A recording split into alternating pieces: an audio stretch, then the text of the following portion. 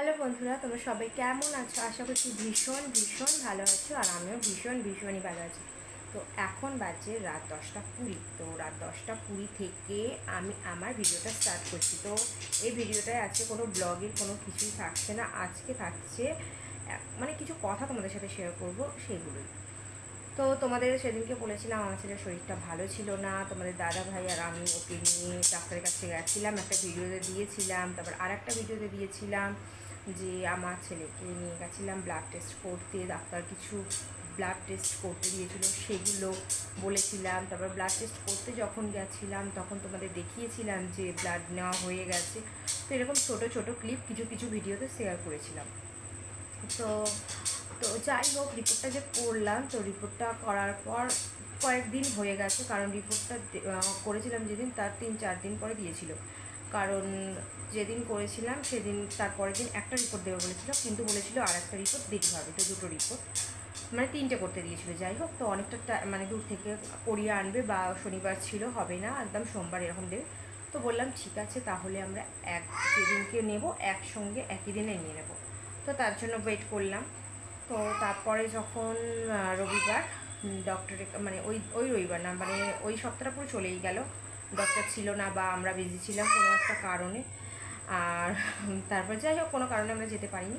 তো এক সপ্তাহ পর যখন রবিবার এলো, তো আমি আর আমার হাজব্যান্ড ফাইনালি ডাক্তারের কাছে গেলাম। তো গিয়ে দেখলাম যে এটাই আমাদের একটা খারাপ ব্যাপার ছিল, যে আমরা ফোন না করে চলে গেছিলাম। আর আমাদের এটাই হয়, হয়তো মানে বাড়ির কাছে কিছুটা দূরে, তো ফোন না করে চলে গেছি। তো তখন গিয়ে দেখলাম যে হচ্ছে কিনা উনি নেই। ওনার মেয়ে বললো যে বাবা তো আজকে মেডিকেল চেক আপের জন্য বাইরে গেছে, ক্যাম্পের জন্য, তো আপনারা ফোন করে আসেননি। তো বললো, আমরা আর কিছু ভাবলাম না, যদি কোনো শরীর খারাপ থাকতো, আর্জেন্ট থাকতাম, তো ওনার বাবাকে কল করে নিতাম। তো সেরকম তো কোনো দরকার ছিল না, রিপোর্টটা তো দেখানোর কথা ছিল। তো ঠিক আছে, কল করলাম না, চলে এলাম। তারপর কালকে সোমবার ছিল, আমার হাজব্যান্ড বাড়ি ছিল, তো আমরা এই বাড়িতেই ছিলাম সারাদিন। তো আজকে মঙ্গলবার, তো ভাবলাম চলো তাহলে দেখি। তো আজকে ফোন ফোন করেই গেছিলাম, বারবার ফিরে আসতে ভালো লাগে না না। তো ফোন তো যখন করে গেলাম, তো ফোন করেই গেছিলাম। তো বললো যে 7:30 নাগাদ আমি রাতে ডিউটির জন্য বেরিয়ে যাবো, তো তোমরা তাড়াতাড়ি চলে আসো। তো তখন বাজে 7টা। তো তাড়াতাড়ি রেডি হয়ে চলে গেলাম। তো গিয়ে দেখো এই রিপোর্টগুলো এসে গেছে। তো এই দেখো, এই দুটো রিপোর্ট। তো একটা রিপোর্টের মধ্যে দুটো আছে, আর একটাতে একটাই আছে। তো যাই হোক, ভগবান মানে আমার যিশুর আশীর্বাদে, যিশুর মায়ের আশীর্বাদে, এই যেখানে দেখো আমার যিশুর মায়ের আশীর্বাদে, আর তোমাদের সবার ভালোবাসা আর আশীর্বাদে আমার ছেলের রিপোর্টে সব পজিটিভ এসছে, সব কিছু ভালো। ডাক্তার বললো রিপোর্ট খুব ভালো আছে, খুব ভালো আছে। ও যেটা করতে দিয়েছিল, তো মেডিকেলের ওর যে মানে কী বলে ওটা, মানে ব্লাড টেস্ট যেহেতু করতে দিয়েছিল, দেখছিল যে রক্তের ওর মানে হিমোগ্লোবিনের মাত্রাটা ঠিক আছে কি না। তো ডাক্তার বললো ঠিক আছে, একদম পারফেক্ট আছে, ভালো আছে, সুস্থ আছে, বেবি একদম ফিট আছে। আর যাই হোক, আমি আশা করছিলাম, আর তোমাদের কাছেও বলেছিলাম যে তোমাদের রিকোয়েস্ট করেছিলাম যে তোমরাও ওর জন্য প্রে করো।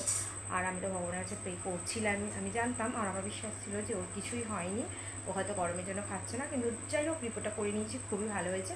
আর একটা ছিল থ্যালাসিমিয়া, যেটা হচ্ছে যখন তো আমার বেবি হবে বা ওরকম টাইমেই ওই রকম রিপোর্টটা করতে দেয়, যেহেতু আমার মানে বেবি অবশ্যই আমার হাজব্যান্ডের করতে দিয়েছিল।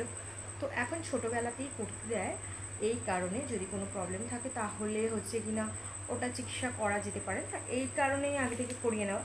আর রিপোর্টগুলো আমি সেরকমভাবে দেখাচ্ছি না, মানে এই যে দেখো, এখানে আমার ছেলের নাম লেখা আছে। দাঁড়াও, এতে উল্টো লাগছে, দাঁড়াও উল্টো করে দেখাই, তাহলে বুঝতে পারবে।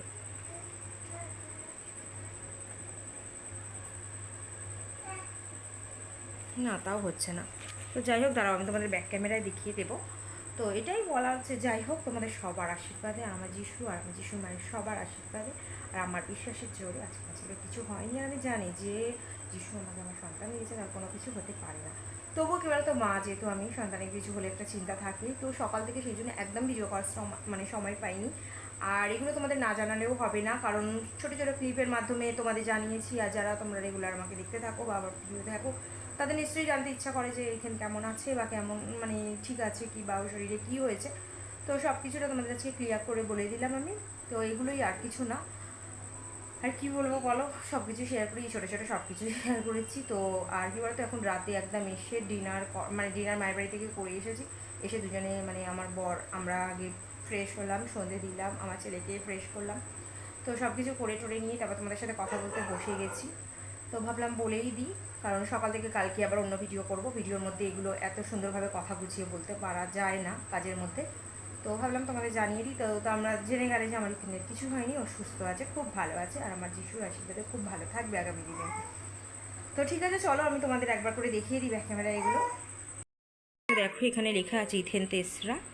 তো বুঝতে পারছো এই ডেরে করিয়েছিলাম।